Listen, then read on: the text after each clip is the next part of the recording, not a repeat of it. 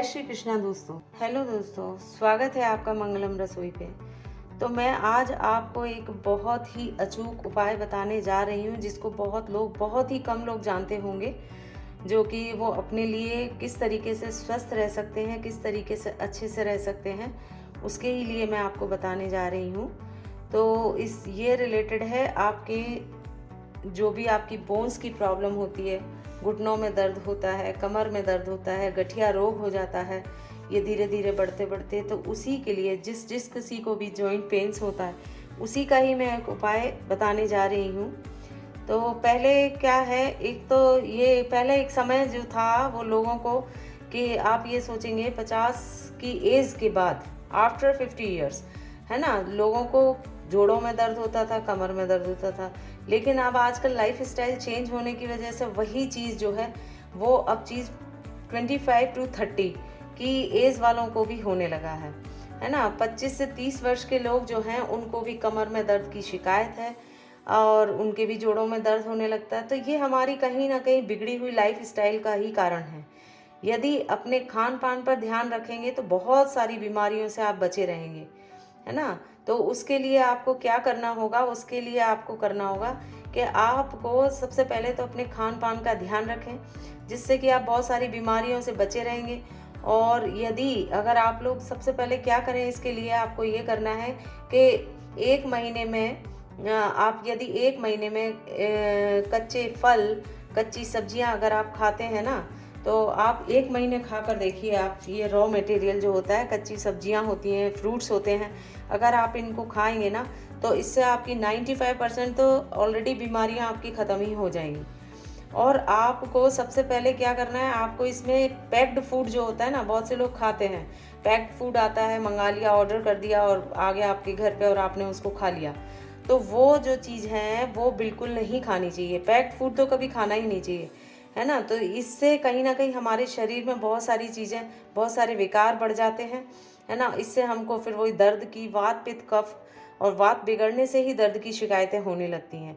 वात यानी शरीर में गैस जो होती है ना, वो कहीं ना कहीं आपको अड़ने लगती है, वहीं पर आपको दर्द होने लगता है। इस वात रोग का इलाज जो है ना, तो ये सारी चीज़ें जो होती हैं, हमारी बिगड़ी हुई लाइफ स्टाइल होती है, मार्केट का खाना होता है, और हमारा कहीं ना कहीं बहुत सारी चीज़ों से, हम अपनी पुरानी चीज़ों से, पुरानी आदतों को हम छोड़कर हम नए नए उसमें आ जाते हैं।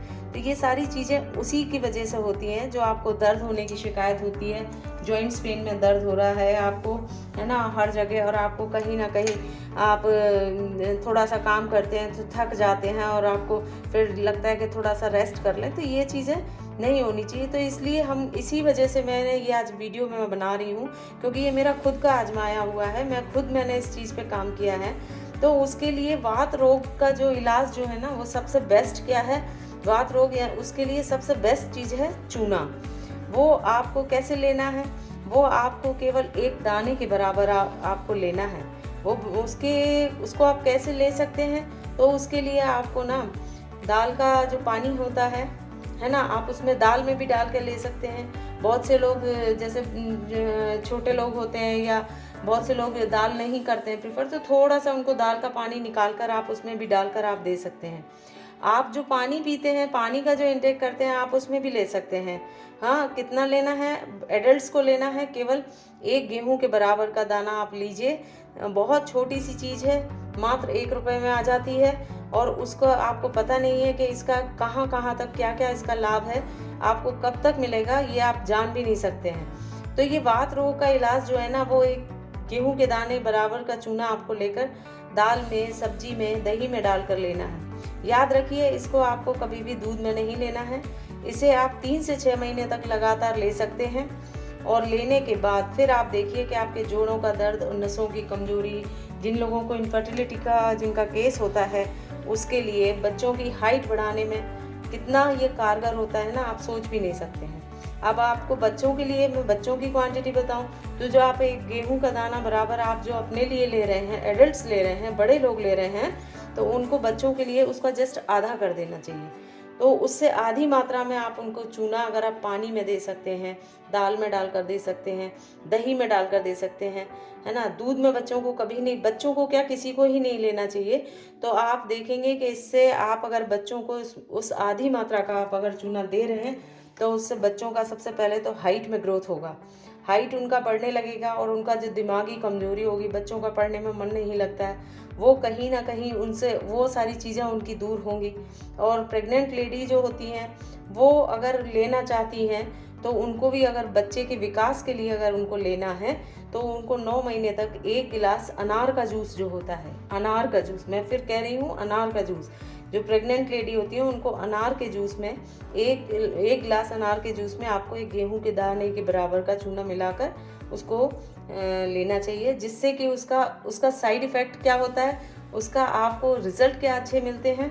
उसका ये है कि आपकी नॉर्मल डिलीवरी होती है, ये बिल्कुल आजमाया हुआ है, इसीलिए मैं आपको बता रही हूँ, है ना। तो इससे नॉर्मल डिलीवरी हो सकती है उनकी, जिन आजकल बहुत सारे लोगों को भाई सिजेरियन होते हैं इशू, तो इसलिए तो इसको अगर अनार के जूस में प्रेग्नेंट लेडी ले रही है तो उनको बहुत जल्दी नॉर्मल डिलीवरी होगी। और बच्चे का जो विकास होता है ना, शारीरिक और मानसिक रूप से और फिजिकली रूप से जो होता है ना, वो बच्चे का विकास भी बहुत अच्छा होगा। और इसको संपूर्ण विकास तो होना ही होना है, साथ में ये जो चूना जो होता है ना, ये 100 बीमारियों को ठीक कर सकता है। दांतों का दर्द भी, अगर किसी को दांतों में कैविटी है और उन्होंने डॉक्टर के पास गए, डॉक्टर ने उनका फिलिंग कर दिया या ज़्यादा हुआ तो उनको ये बोल दिया कि आपका भाई दांत ये निकालना पड़ेगा, ये सारी चीज़ें भी नहीं होंगी। क्यों? क्योंकि ये सब कैल्शियम की कमी से ही ये सारी चीज़ें होती है, जो हमारे दांतों में पेन हो रहा है, दांतों में गैप आ रहा है, दांतों में कैविटी हो रही है, तो ये सारी चीज़ें भी नहीं होंगी। और ये बहुत सारी बीमारियों में, बहुत सारी चीज़ों में ये बच्चों, एडल्ट्स के लिए भी और बच्चों के लिए भी बहुत कारगर चीज़ है। और अगर जिन महिलाओं के बच्चे भी नहीं होते हैं, बहुत से लोगों को होता है ना कि कोई इशू नहीं है, बहुत टाइम हो गया, तो अगर वो भी अगर इसको लेती हैं, 3 से 6 महीने तक चूना उनको लेना है। और वो अगर लेडीज़ जो हैं वो 1 गेहूं के दाने के बराबर अगर लेती हैं तो वो दी बेस्ट उनके लिए, है ना। और हमेशा याद रखें, आप अगर आपके बच्चों का हाइट कम है तो बच्चों को आप पानी में दे सकते हैं आधा, जो आप एडल्ट्स की मात्रा जो है उसका जस्ट आधा करने के बाद आप उसको दे सकते हैं। और वो कहीं ना कहीं आपके बच्चों के लिए हाइट बढ़ाने में बहुत कारगर रहेगा। और इससे जिनको इशू भी होते हैं ना, इनफर्टिलिटी केस जिनका हो जाता है, डॉक्टर लोग बोलते हैं कि नहीं होगा नहीं होगा, तो आई थिंक मैं समझती हूँ कि ईश्वर का नाम लेके अगर आप देना शुरू भी करते हैं, तो अगर प्रेग्नेंट लेडी नहीं भी है और न जिनके नहीं भी हो रहा है इशू, तो वो भी अगर लेती हैं इसको तो उनके लिए बहुत ही बेस्ट रहेगा। और उससे आगे उनको कहीं ना कहीं एक माँ बनने के लिए वो जो प्रोसीजर होता है वो उसमें भी कारगर हो सकता है ना। और इसी के साथ मैं एक चीज़ और बताऊंगी कि आपको कभी भी पानी खड़े होकर नहीं पीना है। आप अगर पानी पीते भी हैं तो हमेशा बैठ कर पिएं, क्योंकि अगर आपने पानी खड़े होकर आप पीते हैं और आपके अगर घुटनों में प्रॉब्लम शुरू हो जाती है तो उसका इलाज फिर कभी नहीं हो सकता है। तो इसीलिए ये आप ये जानकारी ज़रूर रखें कि आपको पानी कभी भी खड़े होकर नहीं पीना है, हमेशा बैठकर पीना है। पानी ठंडा, अत्यधिक ठंडा, लोग बाग आते हैं सीधे निकाला फ्रिज खोला, बॉटल निकाली, पानी पी लिया, सबसे गलत है। पहली बात तो इतना ठंडा पानी आपको पीना ही नहीं चाहिए। और दूसरी चीज़ है, वो भी आप खड़े खड़े पी रहे हैं, सोने पे सुहागा, जो आपके लिए क्या आगे असर करेगा वो आप जान भी नहीं सकते हैं। तो इसीलिए पानी हमेशा बैठकर पिए और ठंडा नहीं पिए। हाँ, मटके का पानी आप पी सकते हैं, बिल्कुल पी सकते हैं। और अगर आपके बच्चों का अगर हाइट नहीं बढ़ रहा है, बच्चों को आप नहीं दे पा रहे हैं, तो आप उनके पीने का पानी जो भी मटके में भरते हैं या किसी बर्तन में आप अगर भरते हैं तो आप उसमें आप थोड़ा सा आप चूना डाल दीजिए, एक मटका भर के, और उसमें 1 दाने बराबर आप डाल दीजिए, चूना डाल दीजिए, बच्चों को आप पिलाएंगे तो आप देखिए आपके बच्चों का हाइट कैसा, डे बाई डे आप उनका हाइट में ग्रोथ देखेंगे। और दूसरी चीज़ है, पानी ठंडा नहीं पीना है और पानी को हमेशा घूंट कर करके पीना चाहिए। एक घूंट पी लिया फिर दो, ये नहीं है कि सारा ग्लास एक साथ लिया, मुंह खोला ऊपर से डाल लिया, या बॉटल लिया, एक मुंह खोला और ऊपर से बॉटल पूरा डाल लिया, फटाफट पी गए। ये मेथड से तो पानी कभी पीना ही नहीं चाहिए। और इस तरीके से पिएंगे तो फिर उसके साइड इफ़ेक्ट्स क्या होंगे वो आपको आगे जाके पता चलेंगे। और यही मेरी आपको जानकारी, ये मेरी जानकारी आपको कैसी लगी है और आपको अगर अच्छी लगी हो तो प्लीज़ मेरे चैनल को सब्सक्राइब करिए, लाइक करिए और आप अगर शेयर कर सकते हैं तो बहुत ही अच्छी बात है।